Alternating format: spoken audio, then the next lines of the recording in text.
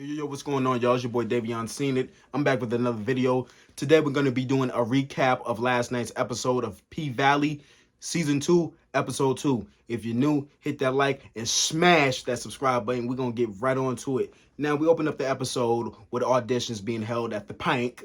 And you got Russian and Whispers doing their thing, showing all out. And these are like the it girls. Now, you have Mercedes, on the other hand. She's a bit of a older stripper, and it's starting to show. She's starting to have some pains on her body, and she almost fell when she was trying to show out. Now, you have Russian, and shout out to Wanda.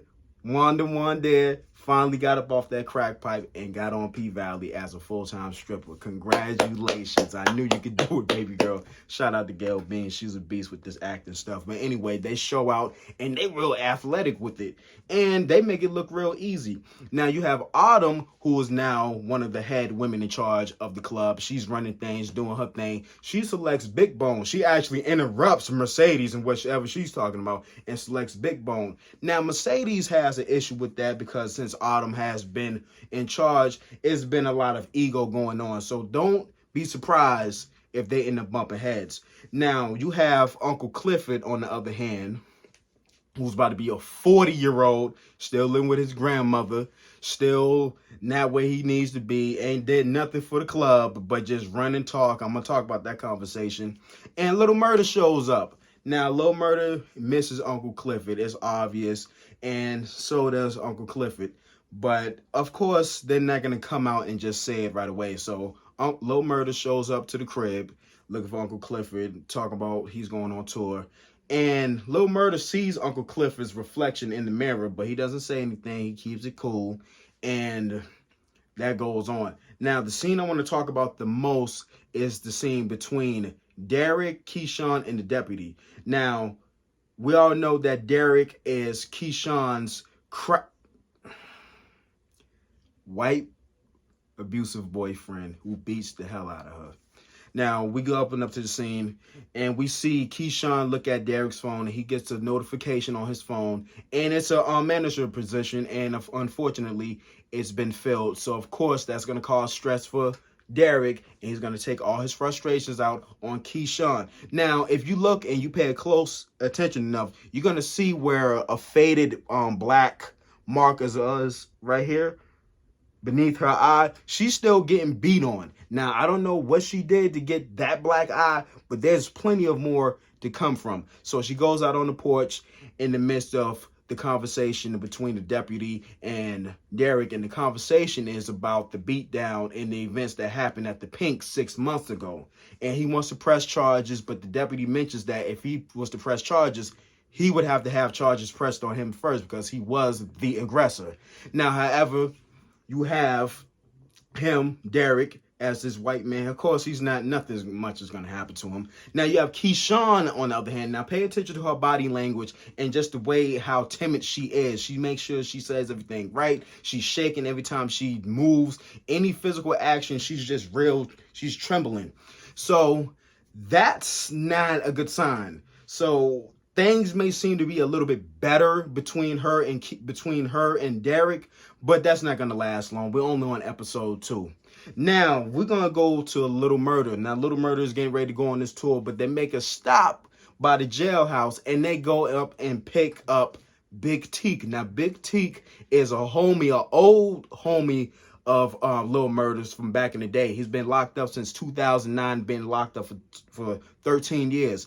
Now, my main concern about it, and if you look at my character analysis video of Big Teak, you'll kind of get an idea of what I'm talking about. But Big Teak, based on the episode trailer, I kind of figured that it was going to be like some kind of issue with Big T, because he's just getting out of jail and he's going straight on tour. We don't know what his mind is like, but it's not going to be good. I can already call it. And you can tell by Little Murder's facial expressions and his body language that he's not feeling it. So now we go off to the other scene where Andre and his partner is trying to talk business. They're trying to buy the club from Autumn and Uncle Clifford. But Uncle Clifford sees right through it, and Autumn sees right through it. She starts mentioning Worth, and she starts talking about the quality performances that the dancers have been given, being that is what it is, they're gonna need more than $500,000. And Uncle Clifford reads right through him by saying that y'all just worried that the Promised Land folk gonna buy up the land and put them casinos, not casinos, casinos up there. That's what y'all scared of.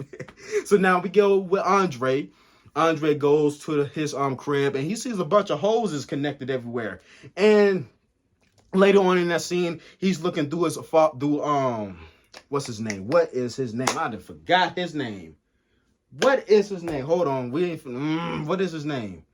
Isaiah Washington's character. Anyway, so he's going through some old receipt books and he puts on the video, and you can see it was a real sentimental moment when his dad was younger and when he was even younger, and his drunk self, like a drunk uncle.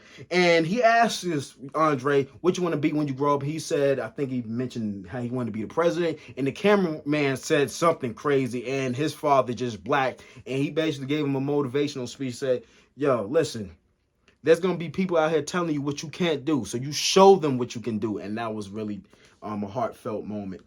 Now, I want to talk about Mercedes. I'm not sorry. Uncle Clifford and how he got kidnapped. Now, at first, I thought Uncle Clifford was done for. I'm like, what is going on? Who he owe right now? What is going on? But it was for his birthday party, and I thought that was really sweet because it was lit. It had all his friends there, the people that was just like him, and all this. Now, there is an issue that happens in this episode where Autumn re-releases the flyer and puts the wrong release date. And it's sooner than the actual release date. It's supposed to be next weekend, but it's this Friday. Uncle Clifford is mad because it's his 40th birthday. So he drops out, and now Autumn is starting to get a glimpse of what it's like to run things by herself. But before that, her and Uncle Clifford have an argument, and basically she's talking about Uncle Clifford. Uncle Clifford is talking about how she scammed her way up and Wozy and all this craziness. But she had a comeback to say, you don't do nothing but talk instead of run this club. That's why I run this better than you. Now you have your girls, Whispers, that's not her name, Whispers and Roulette. Now, this is their first night in the club. And they mentioned something funny going on with the pole. Now, remember when I said that there's going to be a lot of spirituality in this episode and throughout this season? I believe that it's the ghost of, what's his name? It was her old pimp, Makunis. I'm going to know his name next video. I'm going to know his name next video. But I'm going to know his name. But y'all know who I'm talking about. He's somewhere in that club. His spirit is somewhere in that club. In the first episode, when they seen the blood bleeding through the white wall, I automatically assumed that it must be his body up in there. Now, you got Derek and Autumn. Now, Derek and Keyshawn. Now, Keyshawn gets caught red-handed that she went to the store, and your boy Derek is just reaching. He's reaching for everything in his power to get this dude Diamond locked up or just whatever, man. It's just crazy. He yelled at you. What did he say? And Keyshawn at this point, she's trying her best not to say the wrong thing so she won't get the crap slapped out of her, but surprisingly, he's not really flipping like that, even though he does yell like twice, but he doesn't put his hands on her.